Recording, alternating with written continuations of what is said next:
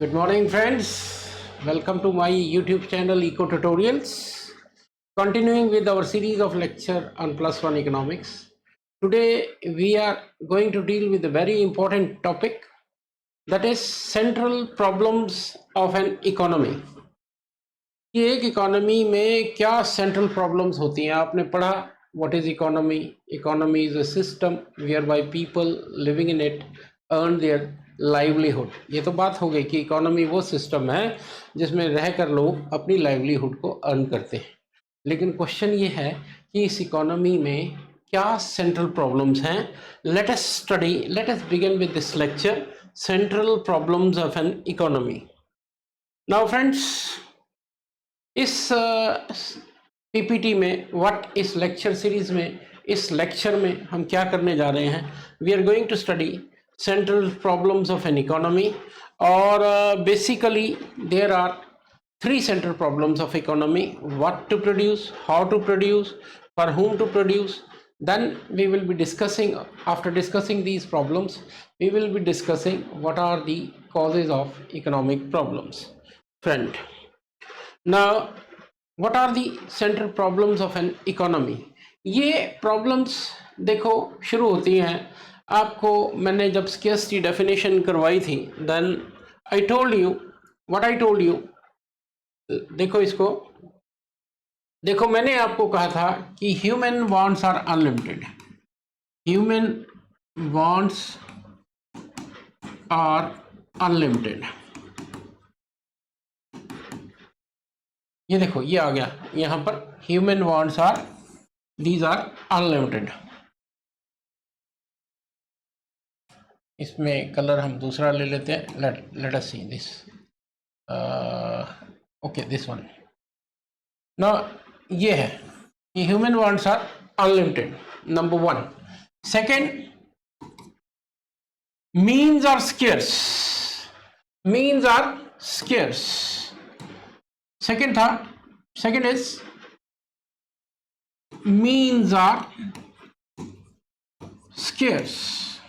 This one, कि मेरी wants तो है बहुत सारी, 1 2 3 4 इन्फिनिटी. मैंने आपको बताया था कि इकोनॉमिक्स में हम कहते हैं कि ह्यूमन वांट्स कभी भी सेटिस्फाई नहीं हो सकती. जैसे ही एक वांट सेटिस्फाई होगी, सेकंड विल टेक बर्थ. तो फ्रेंड्स, वो कहता है कि वांट्स आर अनलिमिटेड, लेकिन मेरे पास एक प्रॉब्लम है कि मेरे मीन्स जो हैं बहुत लिमिटेड से हैं. मनी, लेट अस से मनी रिसोर्सेज है, मेरे पास मनी है, लेकिन वो लिमिटेड है, से 5,000 10,000 20,000. इसी तरह इकोनॉमी में भी wants are unlimited and means are scarce. इसलिए we have to make a problem of choice. हमें तीसरी जो चीज है, इन दोनों के कारण एक प्रॉब्लम ऑफ चॉइस है. ये आपने ब्लड में ले आओ अपने problem of choice. wants unlimited, means scarce, therefore problem of choice. choice की प्रॉब्लम क्या है? which want I should satisfy now and which I should leave for the future. देखो फिर, which want I should satisfy now, which I should leave for the future. क्यों ऐसा क्यों हो रहा है? क्योंकि मेरे पास means limited है, wants मेरी अनलिमिटेड है. इसलिए मेरे को एक चॉइस करनी पड़ रही है कि किस वांट को मैं आज सेटिस्फाई करूं, किसे फ्यूचर के लिए छोड़ दूं. इसी प्रॉब्लम ऑफ चॉइस को हम थोड़े से पॉलिश टर्म में इकोनॉमिक प्रॉब्लम का नाम दे देते हैं. कहता देखो एक चीज और रहेगी इसमें कि मीन्स अनलिमिटेड है, means are scarce, wants are unlimited, और इन मीन्स के अल्टरनेटिव यूजेस हैं. अल्टरनेटिव यूजेस का मतलब कि मेरे पास 100 रुपये जेब में है, 100 रुपये में से रोटी खा सकता हूँ, ये पेन खरीद सकता हूँ, या कुछ और कर सकता हूँ. कि इन मीन्स को आप डिफरेंट जगह पर डाल सकते हो. इसलिए आपको चॉइस करनी है कि इस मीन्स 5,000 में से पहला फूड आ गया 1,000 रुपया फूड पे, फिर क्लॉथिंग 200 रुपये क्लॉथिंग पे, फिर शेल्टर से 3,000 रुपया या 2,800 रुपया मैंने शेल्टर पे लगा दिया. अब मेरे 5,000 रुपये ख़त्म हो गए. इसका मतलब ये नहीं है कि मेरी वांट्स ख़त्म हो गई, नहीं, मेरी वांट्स अभी भी इन्फिनिटी पर हैं. लेकिन मैंने क्या किया है, मैंने एक प्रॉब्लम को सॉल्व किया है, स्केर्स रिसोर्सेज को. I have made a choice.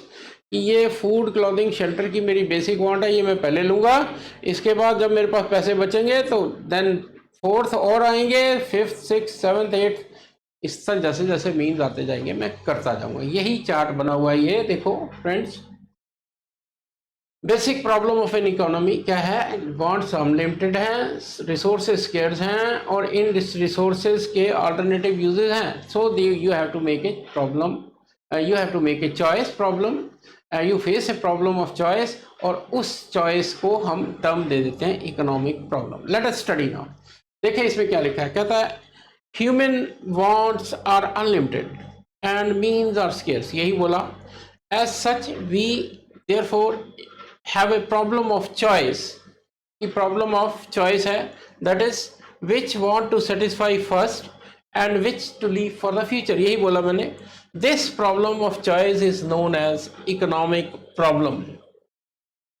समझ गए? वही बात आ गई, wants unlimited, means scarce, means के कई यूजेस हैं, इसलिए मुझे एक प्रॉब्लम ऑफ चॉइस को फेस करना पड़ता है कि किस वांट को मैं सेटिस्फाई अभी करूं, किसे फ्यूचर पर छोड़ दूं। उसी को नाम दिया हमने इकोनॉमिक प्रॉब्लम। कहता है economic problem stem from scarcity, scarcity के कारण है। अगर मेरे रिसोर्सेज स्केर्स ना होते तो ये प्रॉब्लम ही नहीं आती। Scarcity where unlimited desires meet limited resources, ये डिजायर्स अनलिमिटेड है, रिसोर्सेज लिमिटेड है, ये जब दोनों क्लैश करेंगे तो choice. In simple words, wants are unlimited and means are scarce. As such, there is a problem of choice, और इस problem of choice को friends हम economic problem कहते हैं। तो friends, economic problem simple, wants are unlimited, means are scarce, means have alternative uses, therefore I have to make a choice which want I should satisfy now and which I should leave for the future. This is termed as economic problem. Now central problems of economy, सबसे पहली जो economy की problem है, what to produce. Now this is my first problem. Let us see first problem, that is what to produce, कि economy में क्या produce करना चाहिए। कहता है इन simple word this problem addresses the choice of goods and services that economy will produce with limited resources, कि मेरे पास limited resources हैं, इसलिए मेरे को एक प्रॉब्लम है कि किस चीज को मैं प्रोड्यूस करूं। In simple word this problem addresses the problem of choice of goods, कि कैसे करेंगे। कहता है since resources are scarce a decision must be made about what product and services are most essential and valuable to meet the needs and wants of the people, कि मेरे आपको पता है मीन्स स्केर्स हैं, इसलिए मेरे को इस वैल्यूबल रिसोर्सेज से ये चॉइस करनी है कि भाई कौन से प्रोडक्ट और सर्विसेज मैं मेरे लिए बहुत ज़रूरी है, किन को प्रोड्यूस करूं और किन को ना प्रोड्यूस करूं। This is termed as what to produce, कि कौन से गुड्स को प्रोड्यूस करना है और कौन से को नहीं करना है। What essential goods are required, उसको हम कहते हैं व्हाट टू प्रोड्यूस। अब इसमें क्या क्या, जब आप किसी चीज़ को किसको एसेंशियल कहोगे, कौन सा मेरे लिए वैल्यूएबल है, कौन सा नहीं है, जब ये चॉइस करते हो तो ये 4-5 चीज़ें आप ध्यान में रखते हो। कहता है कि पहले तो आप अपनी प्रेफरेंसेस एंड डिमांड, कि मेरी प्रेफरेंस कुछ और हो सकती है, किसी की दूसरे की प्रेफरेंस कुछ और हो सकती है, कि आप पहले अपने रिसोर्स में से करोगे कि आपकी प्रेफरेंसेस और डिमांड कौन कौन सी हैं। देन फिर रिसोर्स अवेलेबिलिटी को देखोगे कि रिसोर्सेस अवेलेबल जो हैं वो कैसे हैं, आपके पास कितने हैं। कैन देयरफॉर, और दूसरा जब प्रोड्यूस करने लगोगे व्हाट टू प्रोड्यूस, तो आपको ये भी देखना है कि आप ये रिसोर्सेज से किस टेक्नोलॉजी से उन रिसोर्सेज को आप प्रोड्यूस कर सकते हो। देन आपने ये भी देखना है कि सोसाइटी की प्रेफरेंसेस क्या हैं, अपनी तो देखनी है, सोसाइटी की भी देखनी है, वही चीज़ें आपने प्रोड्यूस करनी है। अभी आपने पढ़ा आपको बताया था मैंने पिछले लेक्चर में, कंज्यूमर इज़ द किंग। तो जब आप प्रोड्यूस करोगे तो कंज्यूमर प्रेफरेंसेस, सोसाइटियल प्रेफरेंसेस को भी ध्यान में रखोगे। कहता है देखो एग्जाम्पल दिया, कहता है if a farmer has a single piece of agricultural land then he has to make a choice between 2 goods, that is whether to grow rice और वीट, या उसको प्रोड्यूस करना है कि क्या चीज़ वो प्रोड्यूस करे, राइस को करे, वीट को करे, सब्जी को करे, क्या करे, या ट्री लगाए, ऑर्चर्ड लगाए, ये उसने व्हाट टू प्रोड्यूस की एक करनी है। Similarly government has to decide whether to allocate funds for the production of defence good, consumer goods और बोथ, कि अब गवर्नमेंट के पास जो रिसोर्सेज है उसने डिसाइड करना है कि इसको मैं कंट्री के डिफेंस पे लगा दूं, कंज्यूमर गुड्स पे लगा दूं, कैपिटल गुड्स पे लगा दूं। ये मेरे को एक पहली प्रॉब्लम जो इकोनॉमी में फेस करनी है कि हमें क्या प्रोड्यूस करना है। तो क्या सीखा व्हाट टू प्रोड्यूस में?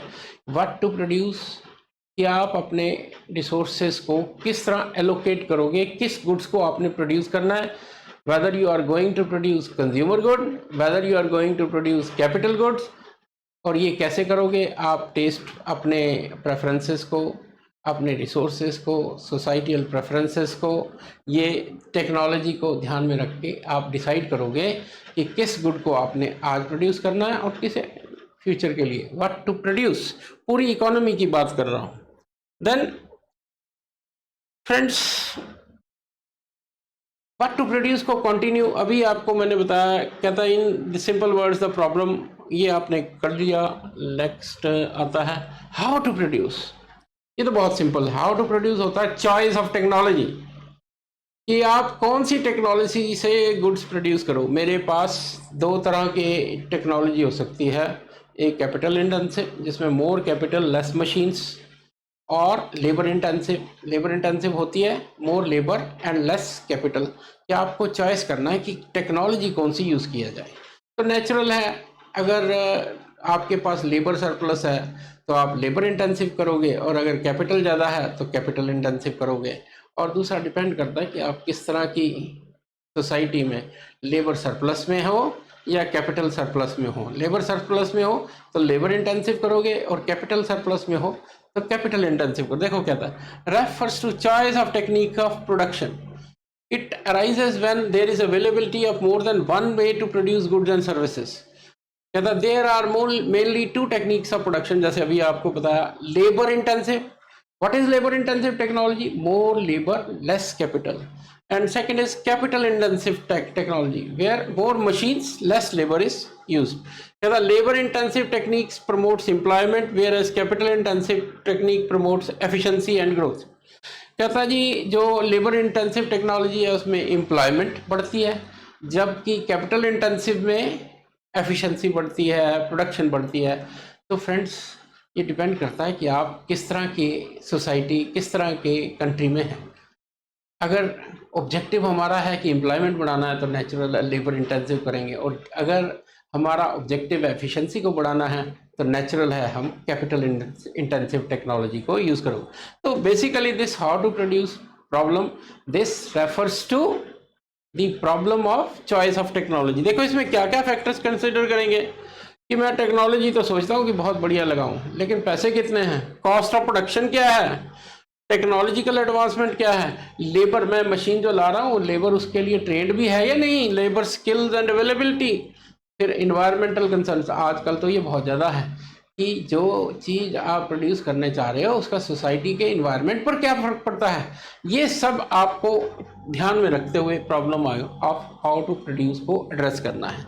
देन नेक्स्ट है फॉर हुम टू प्रोड्यूस, किसके लिए प्रोड्यूस करना है। देखो पहले आ गया व्हाट टू प्रोड्यूस, क्या प्रोड्यूस करना है, फिर how to produce, and third one is for whom to produce.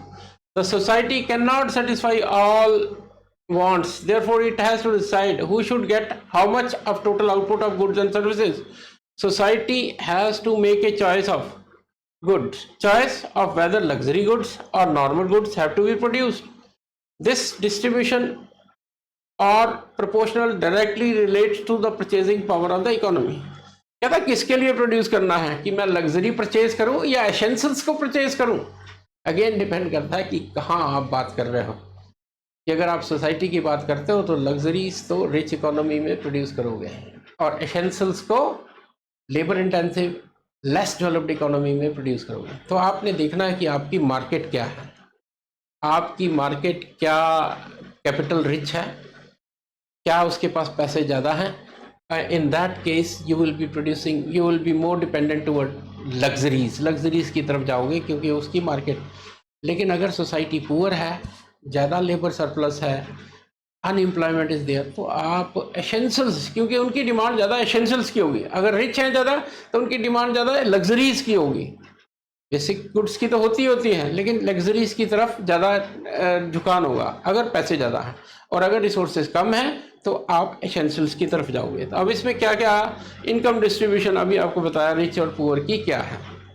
अगर रिच है तो आप लग्जरीज की तरफ जाओगे, अगर पुअर हैं तो एसेंशियल्स की तरफ। वेल्थ डिस्ट्रीब्यूशन एक ही बात है। Social welfare concern, equal distribution की तरफ अगर कंसर्न है तो आप एसेंशियल्स की तरफ जाओगे। लेकिन अगर इक्वल डिस्ट्रीब्यूशन नहीं है, फ्री मार्केट इकोनॉमी है, तो वो इक्वल डिस्ट्रीब्यूशन की परवाह नहीं करती, वो फिर अपने हिसाब से मार्केट फोर्सेस के हिसाब से प्रोड्यूस करती है। फिर गवर्नमेंट की पॉलिसी क्या है, गवर्नमेंट क्या चाहती है, इक्वलिटी ऑफ इनकम चाहती है या कहती है चलने दो, मार्केट पे छोड़ दो। अगर इक्वलिटी चाहती है तो वो लेबर इंटेंसिव वो गुड्स प्रोड्यूस करेगी जो मेजॉरिटी ऑफ पॉपुलेशन को सेटिस्फाई करें। और अगर वो ज़्यादा कैपिटल है, ज़्यादा डिपेंडेंट, ज़्यादा वो ये सोचते हैं कि हमने कैपिटल इंटेंसिव टेक्नोलॉजी लानी है या हमने इनकम डिस्ट्रीब्यूशन की परवाह नहीं करनी है, then they will go towards this luxuries और related to goods related to rich people. Then friends, एक चीज याद रखो कि ये जो डिमांड्स हैं they are interconnected.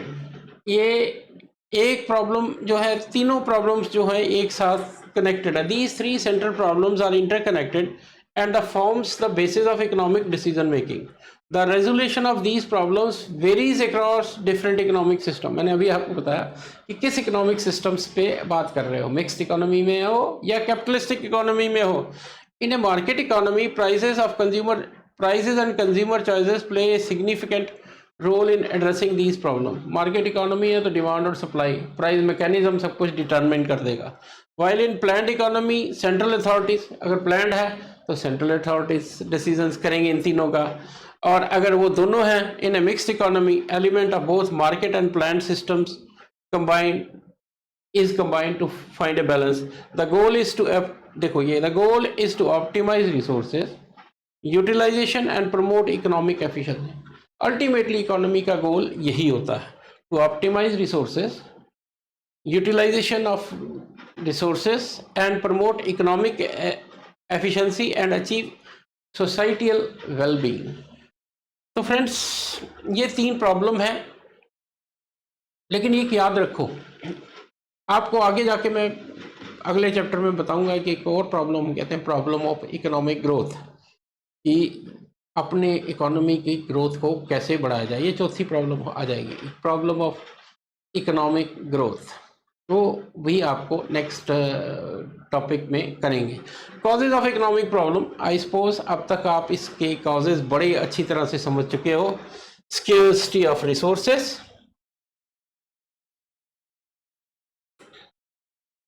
Yes, causes of economic problem, one is scarcity of resources. आपको पता है रिसोर्सेज स्केर्स हैं, वांट्स लिमिटेड हैं और इनके कई यूजेस हैं। Therefore we have to make a choice which want we should satisfy, which we should leave for the future. और this is the basic cause. Basic cause ये है कि means scarce, wants unlimited, means के कई uses हैं कई तरह से। तो हमने इसको डिसाइड करना है कि इस मीन्स को कैसे यूज करें कि मैक्सिमम वांट्स को सेटिस्फाई कर पाए। तो फ्रेंड्स देखो, एक चीज आप याद रखो लास्ट में कि ये आप समझोगे इस क्वेश्चन को अगर पिछला क्वेश्चन आपने अच्छी तरह से पढ़ा है। What are the central problems of economy, इससे पहले हमने इकोनॉमिक सिस्टम पढ़ा, क्योंकि ये सारे ये जब सेंट्रल प्रॉब्लम्स की ऑफ इकोनॉमी की बात करूंगा तो मैं आऊँगा कि प्लान्ड में कैसे करोगे, देन मिक्स्ड इकोनॉमी में कैसे करोगे, कैपिटलिस्ट में कैसे करोगे। इसीलिए हम बड़े एक तरफ से शुरू हुए हैं। आप don't miss any of the lecture, एक करो, दूसरा सुनो, देखो और इसके बाद तीसरे पे आओ। तो friends, this is my this lecture. अब ये इसके बाद हमारा diagrammatical portion which we will start tomorrow.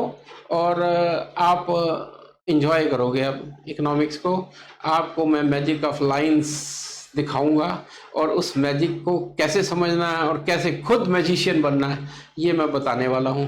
Friends, last में फिर जाते जाते चैनल को सब्सक्राइब करो, लाइक करो। We will continue to give you quality videos. Thank you. Thanks.